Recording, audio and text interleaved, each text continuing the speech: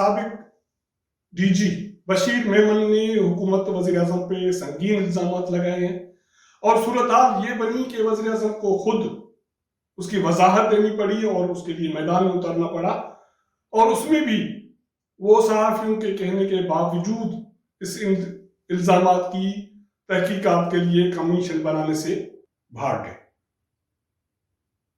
Supreme judicial council نے justice قاضی فائز عیسیٰ کے خلاف سارے جو بھی الزامات تھے وہ فائل بند کرنے کا فیصلہ کیا ہے۔ لاہور ہائی کورٹ کے چیف جسٹس قاسم علی خان نے ڈی ایچ اے کے حوالے سے سخت قسم کے ریمارکس دیے ہیں، اور ڈی ایچ اے کے وکیل کے درخواست کے باوجود ریمارکس واپس لینے سے انکار کر دیا۔ یہ اداروں کے درمیان ہونے کیا جا رہا ہے، اس کی نوبت کیوں آئی ہے، ان ساری صورتحال کا جائزہ لیں گے۔ جن دوستوں نے میرا چینل سبسکرائب نہیں کیا یا نئے دوست دیکھ رہے ہیں تو سبسکرائب کریں، واچ کریں، شیئر کریں۔ ان سارے تفصیلات کے ساتھ میں آپ کے ساتھ حاضر ہوں قربان بلوچ آفیشل میں۔ تو بات ہو رہی تھی کہ وزیر اعظم تحقیقات کے لیے کمیشن بنانے سے کیوں بھاگ گئے۔ جب جسٹس قاضی فائز عیسیٰ کی نظر ثانی درخواست پر فل کورٹ کے 6 معزز ججز نے اکثریتی رائے سے فیصلہ دیا اور اس کی نظر ثانی کی درخواست منظور ہو گئی، جو جسٹس قاضی فائز عیسیٰ اور اس کی اہلیہ کے فیور میں منظور ہوئی۔ اس کے بعد اچانک ایف آئی اے کے ڈائریکٹر جنرل سابقہ بشیر میمن منظر پہ آ گئے۔ یہ بشیر میمن کا یہ پہلا انٹرویو نہیں ہے، اس سے پہلے بھی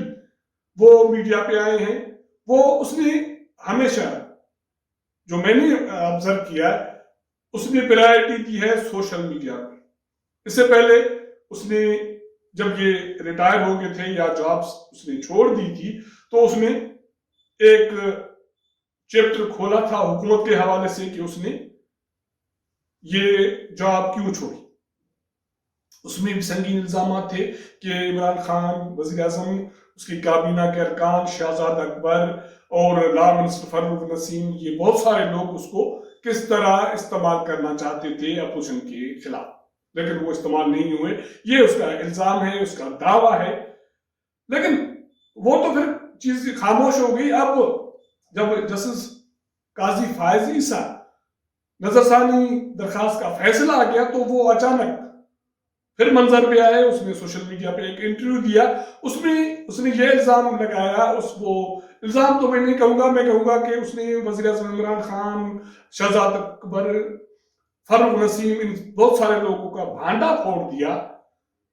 کہ اس کو کس طرح پریشر میں لانے کی کوشش کی گئی کہ ایف آئی اے کو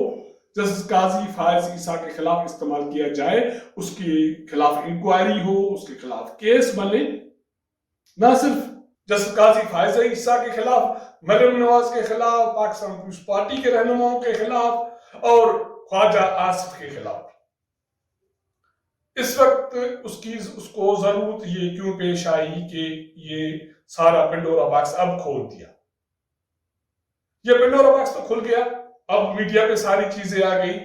اور اس کی شدت کا آپ اندازہ اس سے لگا سکتے ہیں کہ شہزاد اکبر نے نوٹس بھیجا بشیر میمن کو، فروغ نسیم نے دھمکی دی کہ نوٹس بھیجوں گا، خاموش رہیں، اپنے الزامات واپس لے لیں۔ بشیر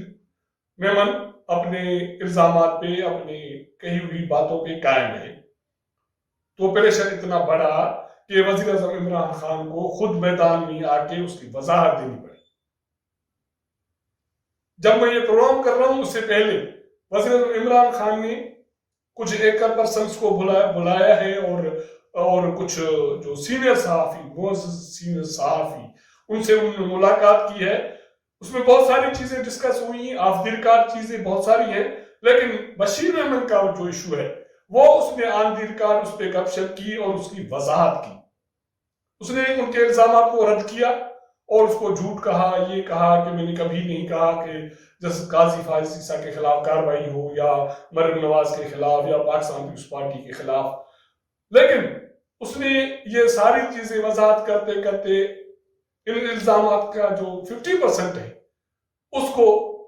ایز اے سچ تسلیم کیا کہ ہاں میں نے اس کو یہ ضرور کہا تھا کہ خواجہ آصف کے خلاف انکوائری ضرور ہونی چاہیے کہ وہ دفاع کے وزیر بنے، وہ لا منسٹر بنے، اس کے باوجود وہ دبئی کی کمپنی میں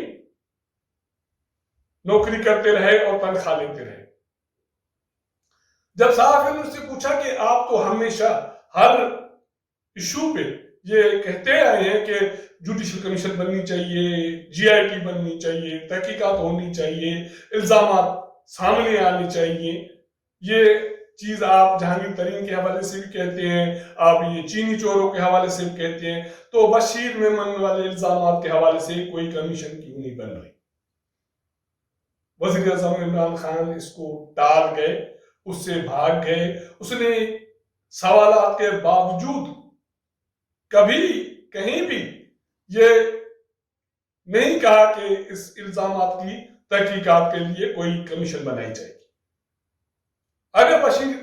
میمن کے الزامات غلط ہیں، وہ جعلی ہیں، اس نے غلط بیانی کی ہے، تو جوڈیشل کمیشن کوئی جی آئی ٹی اس کی تحقیقات کیوں نہ کرے؟ اور اس کا جو بنیاد ہے یا اس چیز کی جو روایت ہے وہ ہمیشہ پی ٹی آئی نے ڈالی ہے، عمران خان نے ڈالی ہے کہ جوڈیشل کمیشن بنے، یہ ہو، جی آئی ٹی بنے، تو اس سنگین الزامات کے حوالے سے جی آئی ٹی کیوں نہیں؟ اور اس کی شدت کا آپ اندازہ اس سے لگا سکتے ہیں کہ جب کابینہ ممبران کی کوئی بات نہ چلی تو وزیر اعظم کو آ کے ان کی وضاحت کرنی پڑی، اور وضاحت اس نے ایسی کی کہ میرے خیال میں حکومت اس وضاحت میں پھر سے پھنس گئی ہے، اور وضاحت کرنے کے ساتھ ساتھ انہوں نے یہ تسلیم کیا کہ بشیر میمن کو بلا کے حکومت نے استعمال کرنے کی کوشش کی، وہ خواجہ آصف کے حوالے سے ہو۔ اگر آدھا آپ سچ مانتے ہیں تو باقی تو ڈاؤٹ آپ کو دینا پڑے گا، کچھ اور بھی سچ مزید ہو سکتا ہے۔ ایک یہ چیز، دوسری چیز یہ ہے کہ جب سپریم کورٹ کے فل کورٹ کے 6 جج صاحبان نے جسٹس قاضی فائز عیسیٰ کے حق میں فیصلہ دیا تو بشیر میمن اس کے بعد منظر پہ آئے ہیں، اور اس کے حوالے سے فوری تو یہ ہوا کہ 28 اپریل کو سپریم جوڈیشل کونسل کا اجلاس ہوتا ہے، چیف جسٹس کی سربراہی بھی، اس میں ذرائع کہتے ہیں کہ یہ فیصلہ کر دیا گیا ہے کہ جسٹس قاضی فائز عیسیٰ کے حوالے سے جو بھی الزامات ہیں، جو بھی انکوائری، جو بھی انفارمیشن تھی، ان ساری چیزوں کو، فائل کو بند کرنے کا فیصلہ کیا گیا ہے۔ پریشر کس کا تھا؟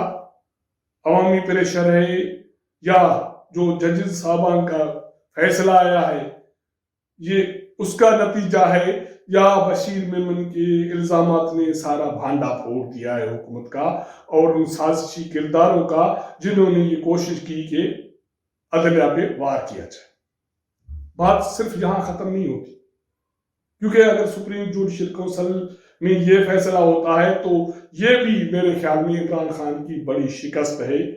بشیر میمن کے الزامات، اس پہ تحقیقات نہ کرانے کا عمل حکومتی، وہ بھی عمران خان کی ناکامی ہے۔ تو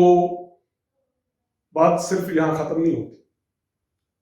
آپ آگے چلے جائیں، chief justice Lahore high court,